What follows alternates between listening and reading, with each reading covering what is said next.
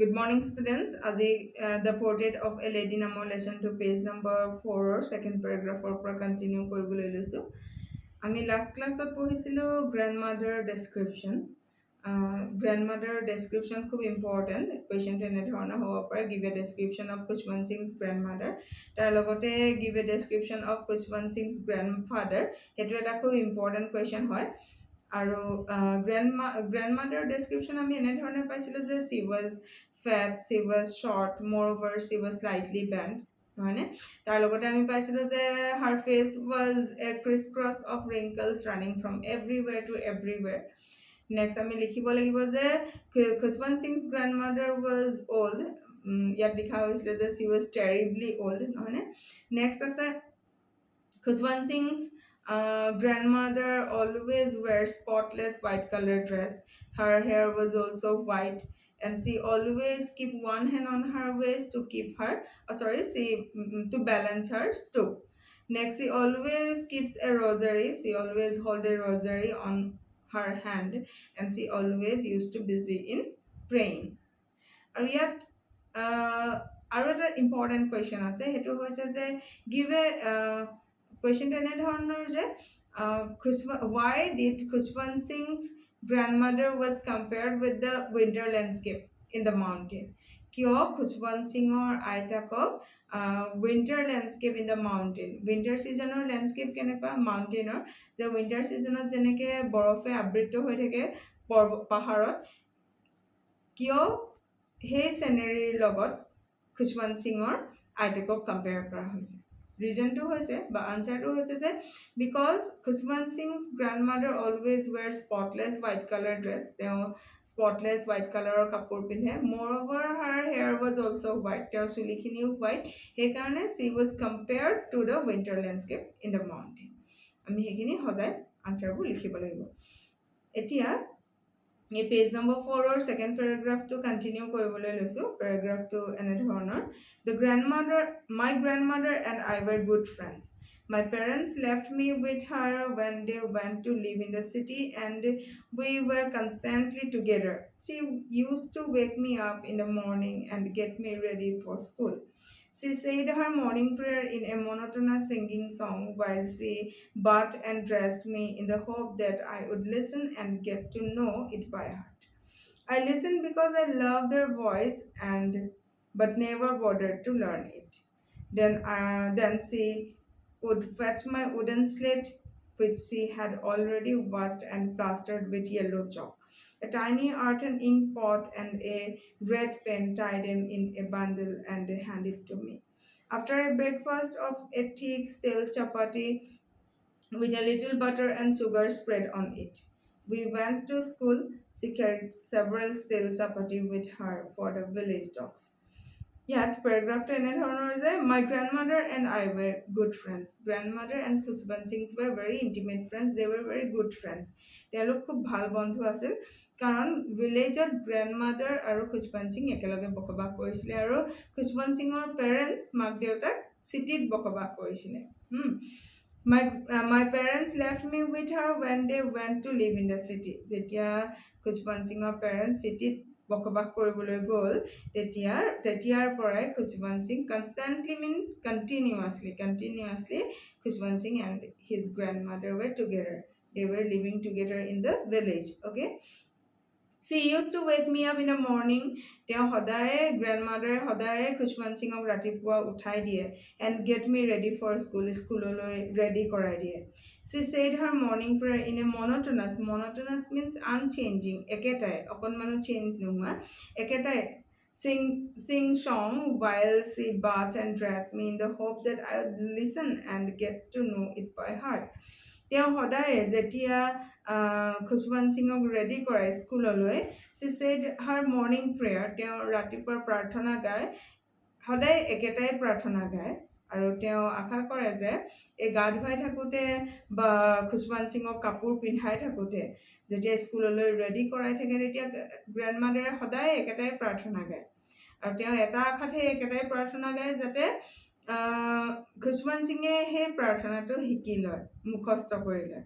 I listened because I loved her voice but never bothered to learn it.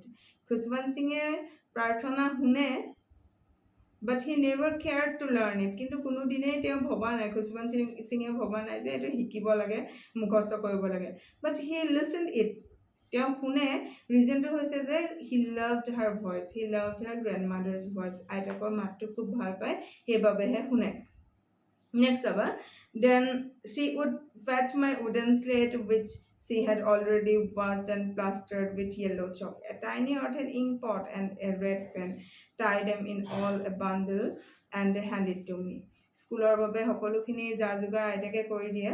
ইয়াত লিখা আছে যে তেওঁ bring, face means bring, okay, মানে অনা উডেন স্লেট এখন খুশবন্ত সিঙৰ বাবে লৈ আহে, যিখন অলৰেডি তেওঁ ধুই থৈছিলে আৰু তাত অলৰেডি প্লাষ্টাৰ্ড অৰ্থাৎ পেষ্ট কৰি থৈছিলে, তাৰ লগতে য়েল্ল' চকেৰে পেষ্ট কৰি থৈ দিছে. নেক্সট কৈছে এটা টাইনি সৰু ইংক পট এটা আনে, এণ্ড এ ৰেড পেন, ৰঙা ৰঙৰ কলম, আৰু সকলোবোৰ একেলগে বান্ডিল কৰি বান্ধি খুশবন্ত সিঙৰ হাতত দিয়ে. After a breakfast of a thick stale chapati with a little butter and sugar spread on it. আৰু তেওঁলোকে স্কুললৈ যোৱাৰ আগতে ব্ৰেকফাষ্ট কৰি লয়. ব্ৰেকফাষ্টত তেওঁলোকে ডাঠ কিছুমান ষ্টেল চাপাতি, ষ্টেল মিনছ হৈছে যে নট ফ্ৰেছ, বাহি আগদিনাখনে বনাই থোৱা ৰুটি. সেই ৰুটিৰ ওপৰতে, ষ্টেল চাপাতিৰ ওপৰতে কি কৰে, অলপ বাটাৰ আৰু অলপ চুগাৰ দি, অলপ চেনি অলপ স্প্ৰেড কৰি তেনেকেই ব্ৰেকফাষ্ট কৰি যায়. উই ৱেণ্ট টু স্কুললৈ যায়, ব্ৰেকফাষ্ট কৰাৰ পাছত স্কুললৈ যায়. She carried several stale chapatis with her for the village dogs. তাৰ লগতে যেতিয়া স্কুললৈ যায় তেতিয়া গ্ৰেণ্ডমাদাৰে কেইখনমান ষ্টেল চাপাতিছ হাতত লৈ যায় ফৰ দ্য ভিলেজ ডগছ, গাঁৱৰ ডগীবিলাকৰ বাবে অলপ কেইখনমান ষ্টেল চাপাতিছ লৈ যায়. নেক্সট পেৰাগ্ৰাফটো এনেধৰণৰ, my grandmother always went to school with me because the school was attached to the temple.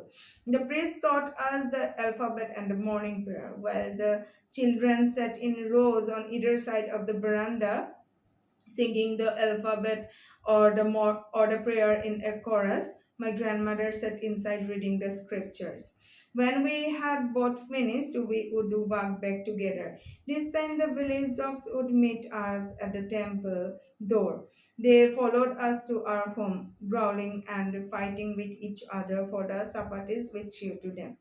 ইয়াত কোৱা হৈছে যে grandmother always went to school with me because the school was attached to a temple. ইয়াত এটা important question এটা আছে যে why did grandmother accompany Khushwant Singh to the school?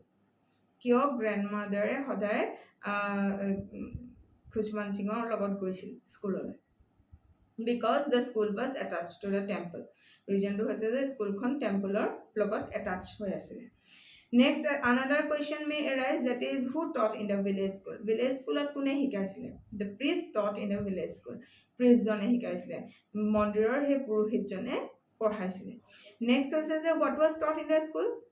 সেই ভিলেজ স্কুলত কি কি পঢ়োৱা হৈছিলে? ভিলেজ স্কুলত পঢ়োৱা হৈছিলে এলফাবেটছ এণ্ড মৰ্ণিং প্ৰেয়াৰ্ছ. অ'কে, নেক্সট হ'ব while the children sat in rows on either side of the veranda.